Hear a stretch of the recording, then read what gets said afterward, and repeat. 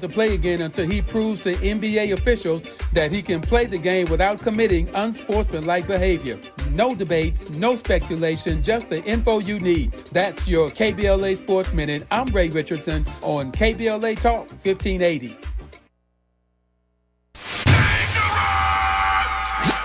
Environmental justice, pollution, and climate. In Los Angeles and across America, people of color are suffering and dying from disproportionate health impacts on a planet that has less than 10 years to prevent irreversible damage. Heat illnesses, respiratory illnesses, water-related illnesses, food system impacts, insect-related diseases, Black maternal health, and mental health effects. As the impacts of climate change mount, millions of vulnerable people, our people, are going to bear the brunt of these extreme environmental events, which will likely lead to forced displacement, loss of cultural identity, and other related risks. These realities are as real as rain. Stay tuned to KBLA Talk 1580 for more details about the most progressive multimedia and live events campaign any Black media outlet has ever undertaken to combat the climate catastrophe. Experts, events, empowerment. It's all on the way from Unapologetically Progressive. KBLA Talk 1580. We don't black down. We level up. Level up, level up, level up, level up, level up, level up, level up, level up, level up, level up, level up, level up, level up, level up, level up, level up, level up,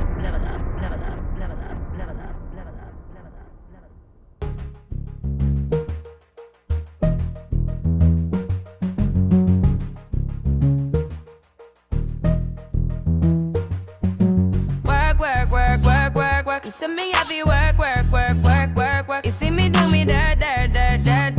So me better work. When you walk a line. I'm in the cafe, drive me a dessert. No time to have you lurking. You make a like, now you don't like it. You know I dealt with you the nicest. Nobody touched me in the righteous. Nobody text me in a crisis. I believed all of your dreams are duration. You took my heart, all my keys, and my patience. You took my heart, I must leave a decoration. You mistaken my love, I brought for you for foundation. All that I wanted from KBLA Talk 1580. That's all we do. Work. Well, that's what we want our electeds to do for us, I would say. She was elected to the California State Senate in just 2022, representing the 28th District. That is Ladera Heights, View Park, Arlington Heights, Arlington Park, Baldwin Hills, Century City, Delray, Jefferson Park, and more, including Leimert Park, where we are sitting right now. She spent 2 decades serving as an educator, labor organizer, and community activist. Senator Lola Smallwood Cuevas joins us. Good morning. Good morning, Dominique. Good morning. It's so good to be with you. Yeah, it's great to have you on.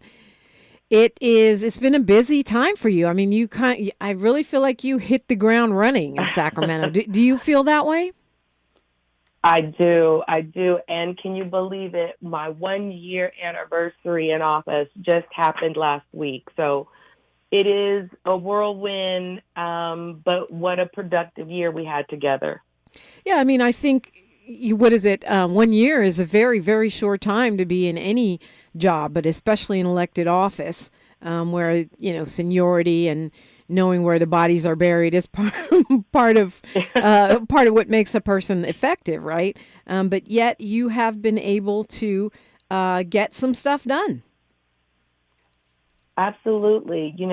This campaign and this role in the Senate is an evolution of movement. It's an evolution particularly of South LA movement with my work organizing low-wage workers, organizing at the Black Workers Center. And all of that life experience and coalition work and fighting for good jobs and opportunity and speaking truth to power, all of that experience really led to us getting a lot of things done in this first year. I'm no stranger to fighting for transformative policies because we did it every day in South LA, particularly standing with Black workers in South LA who always fought for what they deserve: good jobs, dignity and respect, and an opportunity to sustain themselves and their families. And that's the fight that we took to Sacramento. And glad to say that there are some good colleagues in the Senate, in the Assembly, who want and communities deserve and have been fighting for the same things. And I think we found each other. And we worked hard to get that work done. And we convinced, there are a lot of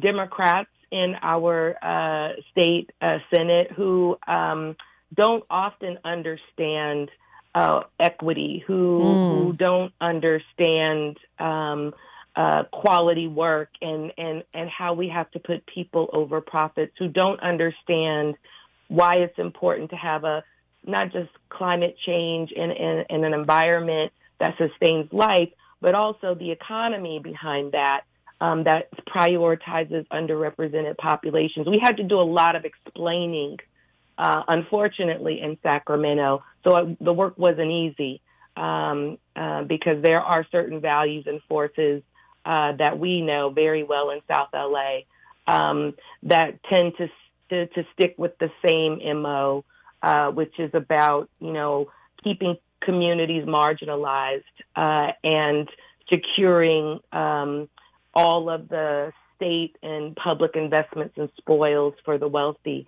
But I think we were able to ensure that we protected the progress that the state of California had been moving in terms of addressing our homelessness crisis, in terms of making sure that we continue to level the playing field for working families by investing in real wages and holding corporations accountable to more quality work and good job creation, and making sure that there is real health care and food subsidies and services that protect our most vulnerable Californians. So I was proud to be a part of that work of protecting progress.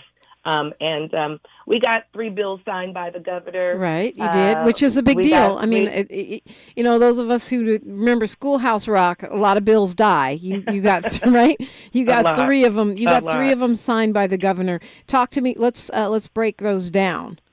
Well, there are 3 bills that are at the intersection of economic and racial equity. SB 497, Equal Pay Act, and anti-retaliation was about making sure that workers who reported labor violations were free of being bullied, harassed, and retaliation. I can't tell you how many workers came through the Black Worker Center who had filed discrimination complaints, who had filed wage theft complaints. And the response from the employer was to either fire them, to cut their hours, to move them hours away from their work location, trying to force them to quit. This is to say that that can no longer happen in the state of California. And should it happen, the assumption is that it is retaliation, and the employer will have to prove that it's not. Okay, so it puts the burden of the proof on them because, it has been illegal, hasn't it, all along to harass and retaliate against workers. We've seen it as not just, in everyday workplace interactions, but especially in union organizing. You're seeing it with Starbucks and some of the Amazon employees that are trying to unionize. I thought it was already illegal. Well, it is, but it's one of those things that workers, the burden of proof is damn near impossible. It's almost impossible to prove that intent. And so now it's not on the employee, it's not on the worker. The onus is not on the employee to prove that. It is on the employer to prove that they were not doing it. So that's a huge that shift. Is the difference. That's a huge shift. Yeah. Yeah. It's a huge shift. And we know that will open up, because retaliation is all about sending a message to the other workers in the workplace. Right. So this means it opens it up. And so when people file, then when justice is done, others will do the same. And that is how we change work culture. That is how we ensure, particularly when we think about Black women, for example, one of the leading causes of Black women leaving the work site is retaliation, and all of the symptoms that come from that, often high absenteeism, dealing with stress, dealing with, the discrimination, it taking a toll. So we know that this has the opportunity to do a lot to change the ways in which workers access their rights and also how they feel in their workplace, so that they can continue to do the work that their families need them to do. So, we're very proud of that bill. The second bill we're very proud of is SB 521. And this was really to say Title IX protections belong to young parenting mothers, lactating mothers, and parenting teens who are students.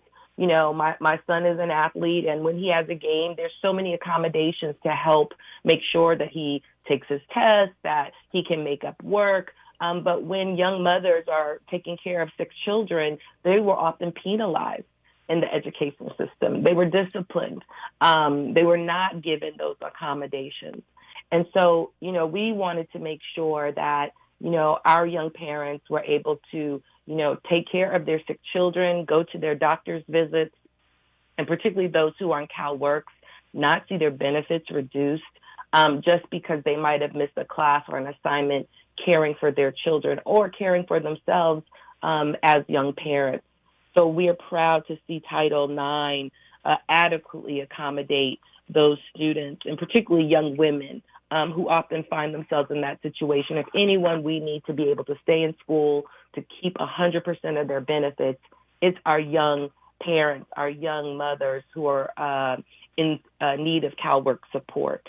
So very proud of 521. And then 749 is, really a testament of preserving our progress. There was a huge movement in 2014 to pass Prop 47 to say that mass incarceration is a crisis, and that we need to take every opportunity to empower and support those folks who have been burdened with felonies for nonviolent substance abuse disorder related crimes, and to make those misdemeanors once their time was served, so that when they came home, they could adequately contribute to our communities and integrate and return as citizens.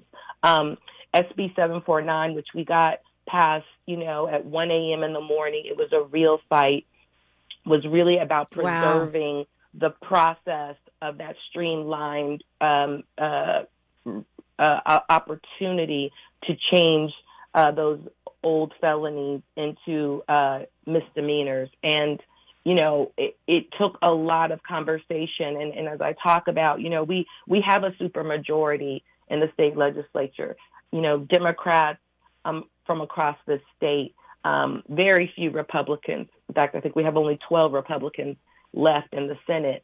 But we have a tremendous amount of conservative Democrats who don't understand that second chance is critically important to always reducing crime. When folks are able to go to work, when they're able to get those felonies changed to misdemeanors, it increases their opportunity to be assets in a community. And, folks were talking about smash and grab. They were talking about everything under the sun, but the need for real reentry and real rehabilitation opportunities for our communities. But at 1 a.m. in the morning, we were able to get the 2/3 majority that we needed to pass this bill in the Assembly, and we did it. The Legislative Black Caucus was tremendously helpful in supporting me in getting this bill over the finish line. And so we preserved Prop 47, which had sunsetted in 2022. Right. So then that extends the opportunity for people to have those felonies reduced to misdemeanors. I'm really impressed that you were able to get that across the finish line at 1 a.m. I want to hear a little bit more about that, kind of how you did that, because that is at the key of what the key of what we were talking about earlier in the show, which is we do have 2 states. We have a blue and a red state in one, and they may be Democrats, but they're not seeing eye to eye, just as we weren't able to get elimination of slavery passed inside our jail system. So you must have said and done some amazing things to make that happen. I want to get your take on some of the labor actions that are going on right now, that and more when we come forward with Senator Lola Smallwood Cuevas, exclusively on KBLA Talk 1580. More of First Things First with Dominique DiPrima when we come forward. On your period, sudden gushes happen without warning. But now, you can say goodbye to stand-up gush fears, thanks to Always Ultra Thins with rapid dry technology. It absorbs gushes 2 times faster than the leading store brand and gives you up to 100% leak-free protection. Hello, clean and comfortable with Always Fear No Gush. Hey, are you planning to get an updated COVID-19 vaccine? Yep, I don't want to get seriously sick and miss out on spending time with friends and family during the holidays. Does it cost a lot? I don't have insurance. If you don't have health insurance, or if your insurance doesn't cover an updated COVID-19 vaccine, you can get one for free with the Bridge Access program. Just look for places that participate in Bridge Access on vaccines.gov. Sounds good. Bridge Access on vaccines.gov. A message from CDC. I learned patience from my adoptive dad. All he had to say was, "Hey, you got this. Just breathe."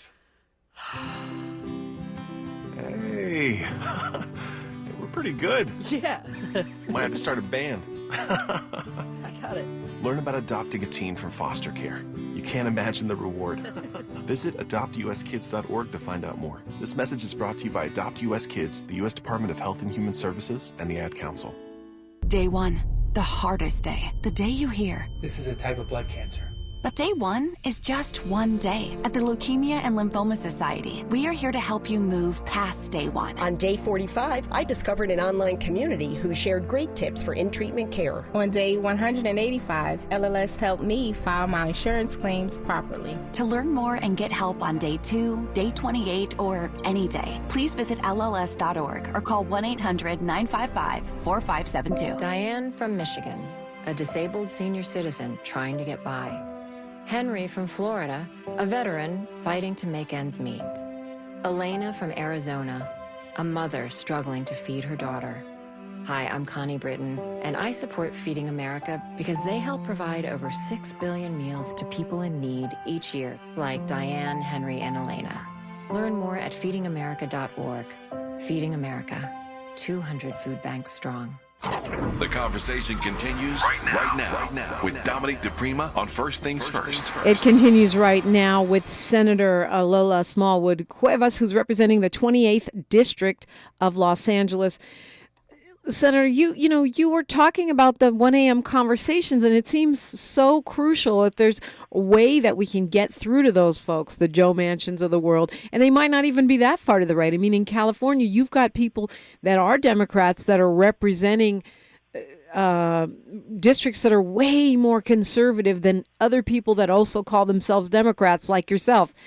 What did you say? How did you get through to folks? You know, and that's the thing. I have to also lift up all of our community members who come to Sacramento and tell their stories, really bring the data to life. One of the things that the governor said when he recently had his debate is that California has no peers, that we are a magnificent state. And I do see in Sacramento that democracy is at work as we are talking through these issues. And quite honestly, there are some representatives who live in very rural, I don't want to say they're not monolithic communities, but definitely homogenous in some respects, who have not had deep experiences with the issues that we deal with here in South Central Los Angeles or in an LA County.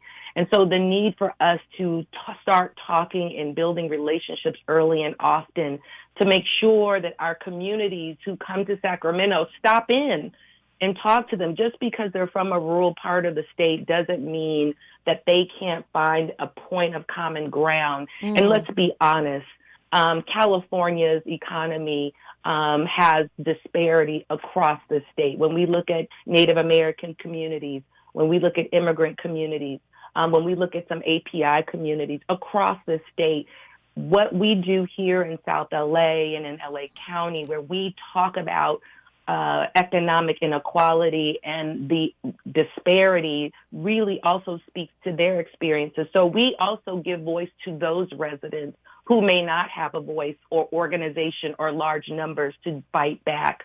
So I think we were able to touch some of the leaders who understood, particularly in some of the northern parts of the country where we see cannabis farms growing and where that economy, which was once one where people went to jail, is now one that wealthy folks are growing and booming, like the cannabis industry. They see the disparities too. And so we talked about the prison industrial complex, and we talked about, how our economy is struggling and why so many of our folks are on the outside of opportunity, and what does it take to put those most marginalized, those that we have to support the most at the front of the line when there's an opportunity for quality work, an opportunity for real housing, an opportunity to be able to leave the life that they were once in behind, because we have given them a real second chance. And it did resonate. And I want to say, one of the leaders we spoke with is a leader who's out in the outer reaches of LA County, Assembly Member Al Martucci. And, he was one of the last votes that came in for Prop 47 against a lot of forces, his traditional, more conservative base. He stood up because he understood that reentry is the only way we can build ourselves out of decades of discrimination, overinvestment in the carceral system, and so many folks now victimized by the war on the poor, which is, then called the war on crime. And so I think we were able to win those kinds of votes. And also build those kinds of relationships of understanding and common ground. So SB 749, does it sunset? How long will it keep those Prop 47? It does not. Woohoo! We removed it. We have removed the sunset, but we cannot lean back on our laurels here. Okay, no leaning back. We have to pay attention. Congrats, though. Thank you. We have to pay attention, because this conversation around crime, even though the stats are lower, even though in LA County, we are seeing a tremendous, vibrant network of reentry that is working in terms of reducing the numbers of crime overall in our community, there is a drumbeat toward rebuilding pieces of the carceral system that we have been working to dismantle. Yeah, I can see that. There's a drumbeat toward that. And it's all the smash and grab. It's the smash and grab hype. Because even though those things are happening, the crime rate is still down. People don't want to hear it because they see the footage. So I can definitely see that. I can see a move back towards that law and order rhetoric in some of our more conservative California politicians as well. And I want to say law and order policy that failed. Right. So we can't repeat what doesn't work. We've got to look at new measures. And I think there are some great ideas that are coming from our experts in the field and connecting with policymakers in Sacramento. And I think we can figure out a way to do this differently, because if there's anything that South LA understands, it's that prisons is not the solution for these low-level types of crimes, okay? That is not the solution. What is quality work. What is quality education. What is quality wraparound services. In some ways, we have to decriminalize deodorant and toothpaste, right, which is now under lock and key, and figure out ways that we can make sure that folks can afford the very basic things, particularly young people. It's particularly young people. These are teenagers. And teenagers have always, we know that frontal lobe is developing, and they've always made mistakes, but we can't destroy the rest of their lives because of this. So we've got to think through this process in a way that works. And I think we have And we have, in 2024, we have huge elections coming up. Elections matter. And we need to bring more people to the Capitol who understand the complexities of these issues and who understand the failed policies of the 90s and can come in and really think creatively about what we need in the 21st century to be able to sustain and build our communities. So, I know there are 9 Black women, for example, who are running for statewide office in places that we never thought women, and let alone Black women, could win. And so it is an exciting time, and elections matter. And I just want to say, if we are not vigilant about keeping our eye on how we move forward, we will be in a situation where we will be creating the same conditions that kept our communities in crisis. So let's continue to build housing. Let's continue to build reentry. Let's continue to build healthcare for all. Let's continue to make sure we have quality education and we can deal with Prop 13 and the disinvestment in our education system. We can only do that by electing leaders who understand the complexities of these situations and have a racial and economic equity lens. Okay, we got a minute here till news, traffic, and sports. We'll continue on the other side. You brought up the election, and this is our election post the crazy tape, the scandal, which was a scandal for labor and a scandal for electoral politics, a setback for our coalition building.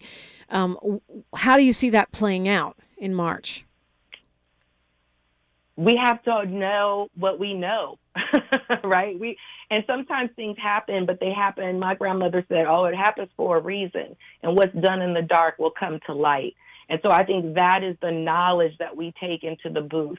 We cannot vote for any individual that does not see radical solidarity necessary between Black and brown communities up and down this state. One thing I know for sure is that California is in a precarious economic situation, not simply because of all of the economic forces in the world, but also because we now have a majority of Californians who are Black and brown. And we know historically our communities, through covenants, through occupational segregation, through segregated schools, we know why our community is always trying to play catch up. We know it's because of failed policies rooted in racism and discrimination. So we've got to flip California in a way that elevates Black and brown communities. And we need each other to fight the dominant narrative, the dominant wealth. Hold that thought. We got a hard stop here. News, traffic, and sports will continue on the other side with Senator Lola Smallwood Cuevas on KBLA Talk 1580. From our heart to your heart. Happy holidays to you and the ones you love from KBLA Talk 1580. Good morning. It's Thursday, the 14th day of December. I'm Ree Harris, and here's the latest from the Black Information Network. On average, people commuting daily to work have smaller incomes than remote workers, according to a new study published in the Los Angeles Times. Lower-income commuters tend to live an hour or more away from their jobs. Census data showed 750,000 people have commutes that cross a county line, especially coming into Los Angeles, California. The study concluded that people who work from home are disproportionately higher income employees. The median income for remote workers is $80,000, while the typical commuter earns a little less than $50,000. And that's the latest. I'm Ree Harris on your home for 24/7 News, the Black Information Network, and BINnews.com. Boost Infinite's new wireless technology gives you 3 networks for the price of 1 and better service at a lower price. Switch today. Visit boostinfinite.com. That's boostinfinite.com. Boost Is this the dagger? This is the KBLA Sports Minute with Ray Richardson. The Lakers were outscored by 15 points in the fourth quarter last night in San Antonio, but they held on to win by 3. LeBron sat out the game with a strained calf muscle. Anthony Davis stepped up with 37 points and 10 rebounds. The Clippers are back in action tonight against Golden State at Crypto.com. They won't have to worry about Draymond Green. It looks like a lot of NBA teams won't be seeing the Golden State veteran for a long time. The NBA gave Green an indefinite suspension for hitting Phoenix center Yusuf Nurkic in the face Tuesday night. The league is going to take as much time as they want to see if Green figures it out and faces reality. This is the 6th time in Green's 12-year career he's been suspended by the league. He will not be allowed to play again until he proves to NBA officials that he can play the game without committing unsportsmanlike behavior. No debates, no speculation, just the info you need. That's your KBLA Sports Minute. I'm Ray Richardson on KBLA Talk 1580. There are 1,000 ways to say it. Nope. Knock it off. Shut it down. Dream on. No dice. Give it a rest. Not a chance. Or just all text. You focus on the road. As a passenger, you have the power to prevent an accident. There are 1,000 ways to stop a distracted driver. Choose one. A message from CTIA. Meet LA's most affordable health plan. This open enrollment season, LA Care Covered is proud to offer the lowest cost health plans in Los Angeles County, featuring zero-cost preventive services to help you achieve your wellness goals. Be part of the region's largest HMO network, featuring UCLA Health, Optum, and allied physicians without breaking the bank. We are here to help. Call us at 855-222-4239 for enrollment assistance. That's 855-222-4239. LA Care Covered. Your wellness, our mission. It's the gift-giving season, and we have a gift for you. Visit us online at KBLA.store for holiday savings of 20% off all of our KBLA swag. For the best in merch, gift ideas, books, media, and more, log on to KBLA.store right now. And be sure to check out our KBLA team favorites at KBLA.store today. That's KBLA.store for all our official merch on your favorite talk radio station, KBLA Talk 1580, at 20% off, but only during the holiday season. Happy holidays. Ho, ho, ho! Merry Christmas! KBLA Talk 1580. We've got a lot to talk about.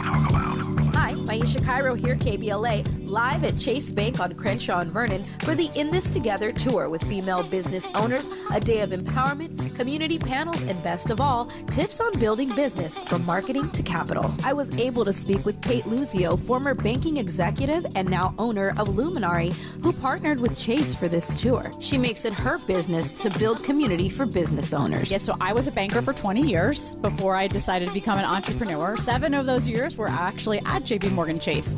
One of the biggest things that I had going into my entrepreneurial journey was a big background in banking. So what advice are you giving business owners looking for financial backing today? So Chase brings in so much knowledge and the opportunity to understand what financial tools are out there for business owners to build, grow, and scale their business. A lot of business owners will say, well, I need to get a loan immediately. Well, you wouldn't just lend money to your friend if you didn't know why they needed it. I tell every business owner, you need a business plan, you need financial projections, you need a banker. Because you have to start building a relationship with a banker so that they get comfortable with how you're going to build that business and so that they can eventually support you in different ways. Makes sense. So visit the Chase Community Center on Crenshaw and Vernon. Meet a banker today. Tell them about your business. I'm Maisha Cairo in the community for KBLA with JP Morgan Chase. We're not for everybody, but we're for everybody. You're listening to KBLA Talk 1580. And Senator Lola Smallwood Cuevas of the 28th District is my guest. She's also the co-founder of the LA Black Worker Center. We always have them on our programs. And, you know, their mandate was to increase in access quality jobs and reduce employment discrimination, improve the quality of work for Black workers. And it sounds like you have been able to really turn some of that progressive protest into actual policy, even within your first year. Notably taking stuff that you heard at the Black Worker Center and translating that into bills that are then signed by the governor. So congratulations on that. I was wondered, and I think we talked about this before you went into office, talked about it with Council Member Eunices Hernandez and yesterday with Assembly Member Isaac Bryan, how it is for a progressive activist to be on the inside, and how can you, work with others and not just say, okay, I'm going to walk out. I'm going to block the freeway. I'm going to protest. Well, I think we do protest, but different methods. And, there in the nonviolent movement, there's 300 some methods of nonviolence. And one that we do very often is the consistent and ongoing engagement, and never giving up and not thinking, there's not one vote that can't be swayed to support our issue. And I think that's really what it's about. I think about the governor midway through session, really putting a flag in the state's infrastructure spending and pushing a number of trailer bills and wanting the legislature to just sort of rubber stamp and move it forward. And myself and Senator Maria Elena Durazo and many of our colleagues in the Senate said, let's hold up a minute. And we started to have, I would say, hourly, sometimes by the minute conversations with the administration to say we cannot move infrastructure investments without community benefits. And so we jointly authored SB 150, which was eventually signed by the governor, that says on every single state project labor agreement, there has to be community benefits like local targeted hiring, like bringing in the most disadvantaged workers and making sure that we are putting work, quality career pathways and work opportunities right at their doorsteps. Making sure that we are bringing women, and particularly women and Black workers and API workers that are severely underrepresented in the infrastructure space, to have an opportunity to build California. And we were successful. We also, were able to tie some strings to that bill that allows us to provide the governor in March with recommendations on how we do this, not just for the construction, but for the actual manufacturing of our green tech assets that we need to build a climate resilient economy. So, we are going to need the community's help to realize those March recommendations and to get them approved by the governor and administration, but also funded. So what this means is that right now with SB 150, we have community benefits agreements, and we need to work to define and make sure that these are operationalizable, right? That they are viable in community in terms of implementation, that they reach our folks. But that means if you're building a warehouse to do the manufacturing of, let's say, wind turbines, that the building of that plant is done union. What we're saying is that the actual manufacturing of the turbines should also be done as a high road with labor standards and should have a community benefit that would bring those communities most impacted by climate injustice, most impacted by environmental racism and economic disparities, that we should bring those communities into those new green jobs so that we aren't building this 21st century industrial revolution by doing what we did in the 20th century revolution, which was saying that Black workers and women, Native Americans should not apply. So we are intentional about that bill, and we're going to need the community's help to make sure as we invest upwards of $49 billion now, and we know more, as we look at the Biden administration and we look at the 2024 election and what's possible, we want to make sure that those dollars become a real catalyst for our communities that are in crisis. Yeah, absolutely. A couple of disappointing vetoes, a bill that would have given grocery workers who are laid off because of a merger or an acquisition some severance pay, the bill that was meant to make striking workers eligible for unemployment, those both vetoed by the governor. Are those, I'm sure there's some other disappointments that you've had along the way. Are those things that, we try again? How do you respond to those setbacks? We absolutely try again. I was disappointed that we didn't get a signature from the governor on our bill to ensure that if a grocery store conglomerate decides to merge with another grocery store conglomerate, that the workers should have a safety net in terms of severance pay. It wouldn't have cost the state of California a dime, but it would ensure that these fiscal maneuvers don't crush the workers in the process. And this is particularly important for us in Crenshaw Boulevard, where the Albertsons on Crenshaw is our last remaining unionized grocery store in the heart of the Crenshaw district.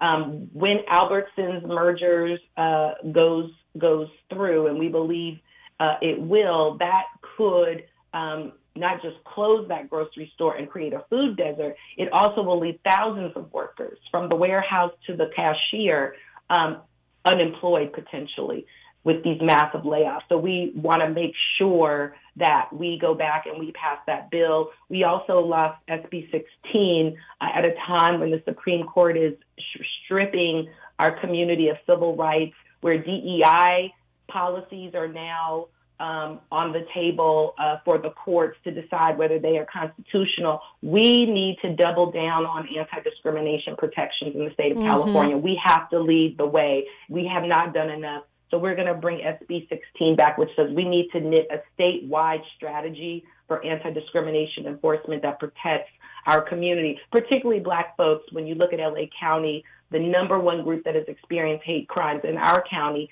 are Black LA County residents. So we need to make sure that discrimination is invested in and that we have new approaches that better protect workers. So, again, part of, how do you not, shut down the freeway? One is, like Gandhi said, we're going to be the mosquito in the net. In Sacramento, as progressives, we are just going to continue to irritate or quote unquote educate and organize and have the conversations and not let these important issues and policies rest, because our communities need them and deserve them. Talking with Senator Lola Smallwood Cuevas. When we come forward, I want to talk to you, Senator, about the reparations piece. The task force has delivered their recommendations. I've heard from several members of our state legislature, Black ones, that you all have some plans in the works to push at least the legislative pieces through the pipeline. I'd love to hear your thoughts on that when we come forward on KBLA Talk 1580. She's reclaiming her time on KBLA Talk 1580. More First Things First with Dominique DiPrima when we come forward. Teachers are dynamic leaders shaping a new generation. They bring a variety of perspectives from diverse backgrounds, innovating how they teach to prepare students for our fast-changing world. They're skilled experts, discovering a universe of solutions, telling stories, inspiring, mentoring, connecting cultures, leading by example. Teaching is a journey that shapes lives. Are you ready? Explore teaching at teach.org, supported by the U.S. Department of Education and 1 million teachers of color. Environmental justice, pollution, and climate. In Los Angeles and across America, people of color are suffering and dying from disproportionate health impacts on a planet that has less than 10 years to prevent irreversible damage. Heat illnesses, respiratory illnesses, water-related illnesses, food system impacts, insect-related diseases, Black maternal health, and mental health effects. As the impacts of climate change mount, millions of vulnerable people, our people, are going to bear the brunt of these extreme environmental events, which will likely lead to forced displacement, loss of cultural identity, and other related risks. These realities are as real as rain, Stay tuned to KBLA Talk 1580 for more details about the most progressive multimedia and live events campaign any black media outlet has ever undertaken to combat the climate catastrophe. Experts, events, empowerment. It's all on the way from unapologetically progressive. KBLA Talk 1580. We don't black down. We level up. Level up, level up, level up, level up, level up, level up, level up, level up, level up, level up, level up, level up. For some children, a single surgery can turn an untreated cleft into a smile for life. But at Smile Train, we understand that most children need a little extra care. They need medical, dental, and emotional resources to grow healthy and strong, to express themselves clearly, and to navigate all of life's challenges so that their smiles light up the room as brightly as possible. Visit smiletrain.org to learn how Smile Train is supporting the cleft community with lifelong smiles. Your ancestors' favorite radio station, and your favorite morning show host. Let's get back to Dominique DiPrima right now. Right now, talking with Senator Smallwood Cuevas. We have something we do around here now, Senator, called Freedman Fridays. We're really pushing the line on reparations, a comprehensive conversation, all comers welcome, all factions, all thought schools, because we want to keep this momentum going. It is local, it is national, it is international. California, of course, leading the way with the Reparations Task Force. They've put out their report. They've given a bunch of recommendations. Some of those are policy proposals. How do you see the potential for progress on those in 2024? I see great potential for progress, and really want to shout out the task force for what a powerful tomb of our story in California. It's now the baton is passed to the Legislative Black Caucus, and our 12 members, the largest caucus ever, is committed to making sure that reparations is a priority, not just in 2024, but we know these are major, major policy issues that will take us some time to move and to win. And so we see this as a campaign. We see this as an inside and out strategy. We are thrilled to see, and thank you, KBLA, for hosting these conversations, because it's going to take all of us. And when I say all of us, I like to call ourselves the new moral majority that says that California must lead the way in terms of repairing the harm that reparations represents. It is a testament to where we are as a 21st century state to say that the sins of the past, the original sin of the past, needs to be rectified. And we know that when Black communities stand up, everyone will benefit from reparations. Everyone will benefit, and certainly California.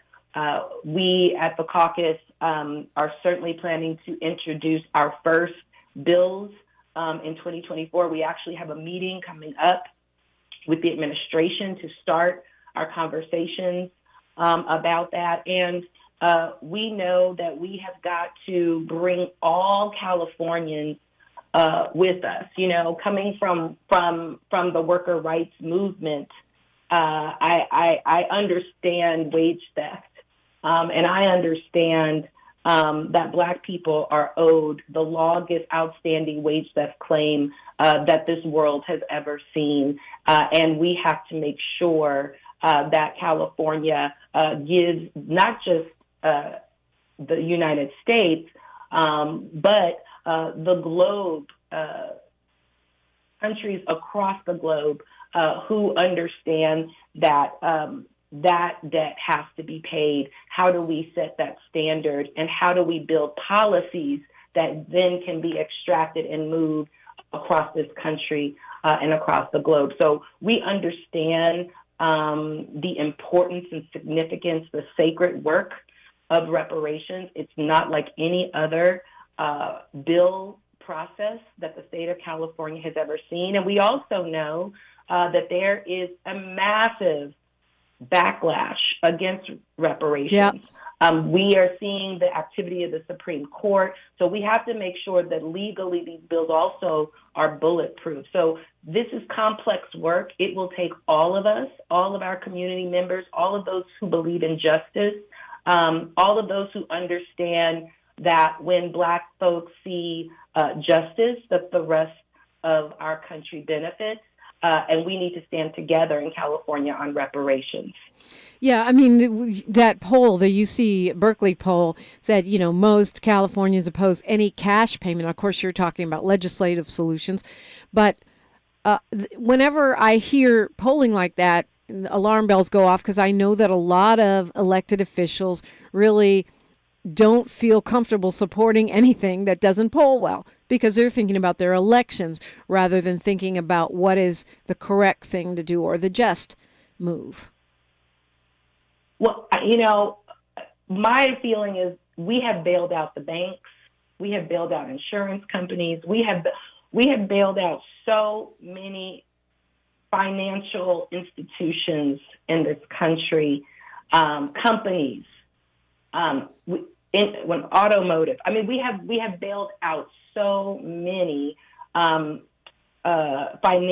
and business interests. And I think we've got to come to the realization that if we begin to invest in repairing harm in communities, that those investments are going to go a long way. So I personally, I'm not opposed to cash payments. I think what we have to understand is how we do it, and we certainly have to do it in a way that is systemic, that is going to be transformational, that is going to last and last our individual families for generations. Reparations is a one-time deal, right? You don't get multiple, right. You're not going to be able to do this again, right, in 20 years. This is a one-shot deal. So we're not going to rush it. We're not going to do it haphazardly. And we're not going to do it without a unified, united front and movement on it. And that is how you win and win big. So I want to say, the caucus is doing deep analysis and taking this work one strategic step at a time. And we're calling for you all to be patient, right? Because, inside of this process, there will be thousands of folks who will weigh in, because that's what the state legislature Absolutely. is. The elected officials, it's all the staff. And so we've got to make sure that we are organizing and moving people in the direction for our communities to win reparations in the way we want to win it. Absolutely. When we come forward, we'll get some final thoughts from Senator Lola Smallwood Cuevas, only on KBLA Talk 1580. At KBLA Talk 1580, we celebrate Christmas, we celebrate you. Thank you for turning us on this year. Happy holidays. Wow! Mommy's kissing Santa Claus!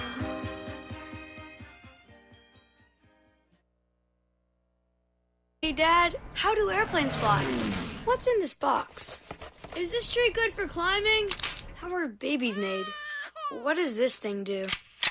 Kids are curious about everything, including guns. Talking to them about gun safety in your home is a good first step, but you can do more. Always keep your guns locked, unloaded, and stored separately from ammunition. Safe gun storage saves lives. Learn how to make your home safer at endfamilyfire.org. That's endfamilyfire.org. Brought to you by End Family Fire, Brady, and the Ad Council. KBLA Talk 1580. We've got a lot to talk about. Hi, Maisha Cairo here, KBLA, live at Chase Bank on Crenshaw and Vernon for the In This Together tour with female business owners, a day of empowerment, community panels, and best of all, tips on building business from marketing to capital. I was able to speak with Kate Luzio, former banking executive and now owner of Luminary, who partnered with Chase for this tour. She makes it her business to build community for business owners. Yeah, so I was a banker for 20 years before I decided to become an entrepreneur. 7 of those years were actually at JP Morgan Chase. One of the biggest things that I had going into my entrepreneurial journey was a big background in banking. So what advice are you giving business owners looking for financial backing today? So Chase brings in so much knowledge and the opportunity to understand what financial tools are out there for business owners to build, grow, and scale their business. A lot of business owners will say, well, I need to get a loan immediately. Well, you wouldn't just lend money to your friend if you didn't know why they needed it. I tell every business owner, you need a business plan, you need financial projections, you need a banker. Because you have to start building a relationship with a banker so that they get comfortable with how you're going to build that business and so that they can eventually support you in different ways. Makes sense. So visit the Chase Community Center on Crenshaw and Vernon. Meet a banker today. Tell them about your business. I'm Aisha Cairo in the community for KBLA with JP Morgan Chase. This is KBLA Talk 1580, where everybody is somebody and nobody is a stranger. You belong here. And just a few minutes left here, Senator Lola Smallwood Cuevas. Thank you so much for spending the entire hour with us and talking about all the things. Didn't get to my list of questions, not all of them, so we'll have to do it again soon. But you mentioned, these recommendations that you have coming up in March and how you'll need the community to weigh in. How can we help you do what you're trying to do? How can we keep track of these things that are in need of our support? Well, please always visit me at our website, sd28.senate.california.gov. Follow me on Instagram at Lola Smallwood Cuevas.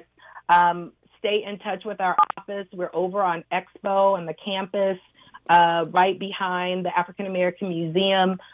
We also just opened a satellite office on Crenshaw above Earl's Grill. Stay in touch and track with us. But most importantly, keep doing what we're doing, which is showing up and showing out, speaking our truth, and showing the alternatives and solutions that California needs to consider and adopt. So, I can't say how proud I am of my district. This district is the best district in the state of California. We make LA County, and we've done some amazing, work together. As my role at Rules Committee, we helped to appoint 7 local South LA and Southwest Side folks to various state departments. We also, gave out almost $30,000 in scholarships to high school students who are going to college to make sure that they had a good step in success. We did it in conjunction with the Women's Caucus and the Black Caucus, and we're so proud of that work. We celebrated, our nonprofit of the year, Catula, over off of Slauson, and their beautiful fabrics from the motherland and beautiful clothier in our community. Me too. We celebrated Michelle Reed with the home care workers. SEIU 2015 is our unsung hero for all of her work in our community, documenting and fighting for justice for so many. That's just a little bit of a snippet of all that we accomplished in this powerful year. We know this is the beginning of a long relationship between me, this district, and the state capitol. And we have much work to do, but we can only do it together. And I want to say thank you, Dominique, for your invitation in 2023, my first year, when I didn't know where the bodies or where the bathroom was, for that matter. Yeah. Well, congratulations to you. We're really proud of you, and I look forward to talking with you again soon, Senator Lola Smallwood Cuevas. KBLA Talk 1580. KBLA 1580 Santa Monica. Good morning. It's Thursday, the 14th day of December. I'm Ree Harris, and here's the latest from the Black Information Network. On average, people